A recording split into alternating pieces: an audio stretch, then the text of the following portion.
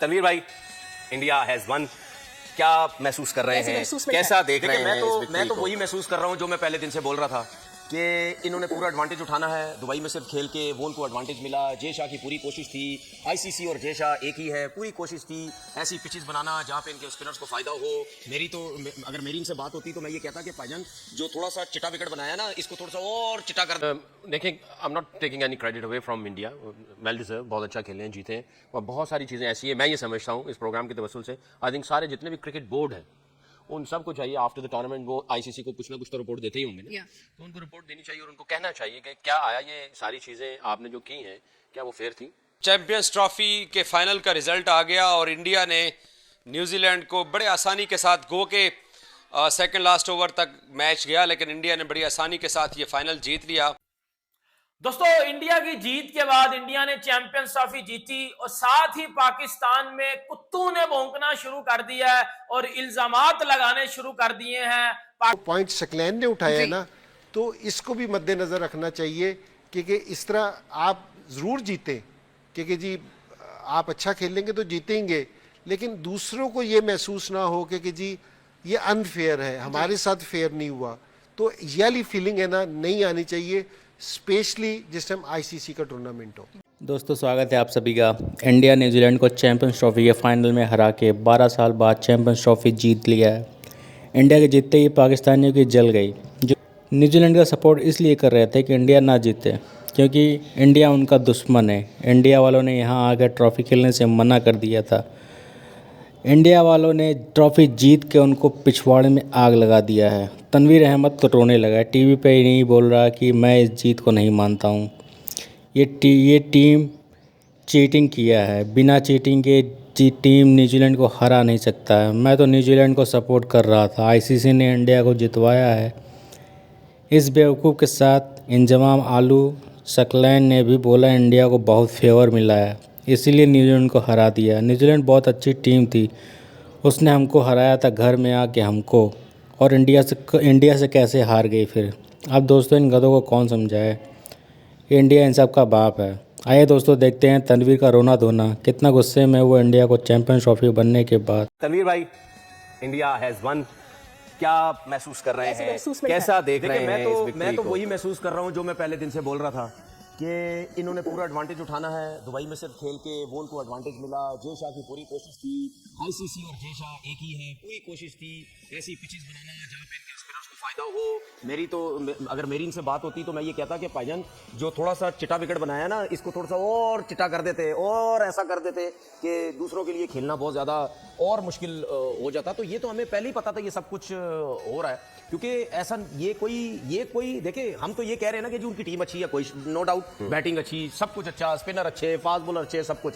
कहीं ना कहीं हमें एक चीज़ नज़र आती है कि कहीं ना कहीं फास्ट बॉलर का वीक एरिया तो हमें नज़र आता था ना, लेकिन दुबई के अंदर फास्ट बॉलर को कौन कवर कर रहा था? इनके 4 स्पिनर, 2 स्पिनर खिलाए जाते थे, 4 स्पिनर।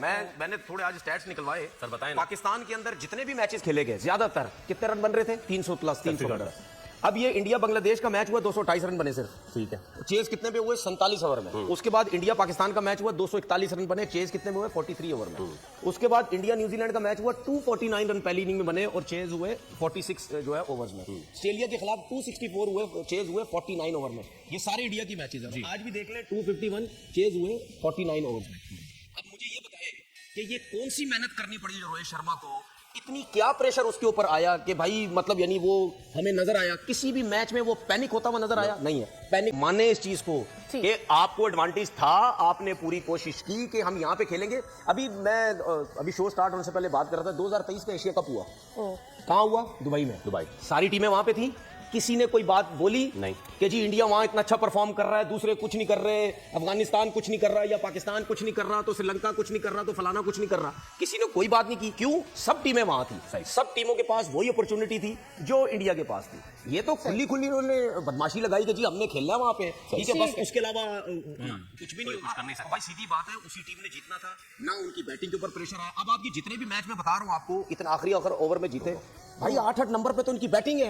अगर आपको ये जितने भी मैच जीते ना, ये सब देख लें, जिसमें वो कोहली ने 100 किया, या शुभमन गिल ने 100 किया, या रोहित ने आज रन किए, इन सब मैचेस में आप देखें एंड पे जाके बॉल टू बॉल ही रन चाहिए तकरीबन, बॉल टू बॉल ही। ये क्यों नहीं फंस रहे थे? क्योंकि इनके पास हार्दिक पांड्या, उसके बाद जडेजा जैसे नीचे प्लेयर हैं, तो फिर 8 तक जब आपकी बैटिंग लाइनअप है और दूसरी टीमों के पास एक भी मतलब कोई स्पिनर इतने मुश्किल डालने वाले नहीं थे सिवाय इंडिया के। तो टोटल एडवांटेज उन्होंने लिया। सारी प्रेडिक्टेबल सिचुएशन थी इंडिया के साथ। इसीलिए मैंने क्या बोला था कि ये जीत जो है मैं बिन में फेंकता हूं, ये जो जीत इनकी ठीक है, ये अनबीटन रही है ये टीम और दोनों टूर्नामेंट्स इन्होंने जीते हैं। क्या इतना अच्छा कर रहा है इंडिया कि कोई भी टीम उनको हरा नहीं पा रही है? इस पे मैं बात करना चाहूंगी।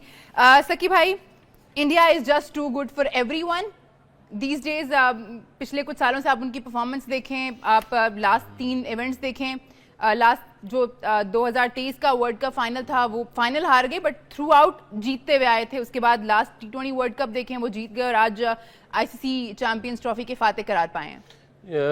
देखिए, I am not taking any credit away from India. Well deserve, बहुत अच्छा खेले हैं, जीते हैं और बहुत सारी चीज़ें ऐसी है। मैं ये समझता हूँ इस प्रोग्राम के तवस्सुल से आई थिंक सारे जितने भी क्रिकेट बोर्ड हैं उन सब को चाहिए आफ्टर द टूर्नामेंट वो ICC को कुछ ना कुछ तो रिपोर्ट देते ही होंगे ना, तो उनको रिपोर्ट देनी चाहिए और उनको कहना चाहिए कि क्या आया ये सारी चीज़ें आपने जो की हैं क्या वो फेयर थी, इक्वालिटी के ऊपर थी, इसके प्रोज एंड कॉन्स क्या हैं, किस तरफ इसके सारे इशारे जा रहे हैं, कौन लाडला है कौन लाडला नहीं है। तो क्या आया इसी तरह ही क्रिकेट आगे चलेगी? इसी तरह चलेगी आगे क्रिकेट? चल सकती है? क्या आपके सब जो मेंबर्स हैं वो खुशी खुशी आपके फैसलों को तस्लीम करेंगे? और कितनी देर तक करेंगे? क्या आया चीज़ें इससे वर्स्ट होंगी या इसी तरह रहेंगी या फिर कुछ सही होंगी, बेहतरीन? वो आप हमें बता दें। तो इन सब को बोर्ड्स को रिपोर्ट करनी चाहिए क्योंकि सब ने ये बातें की हैं।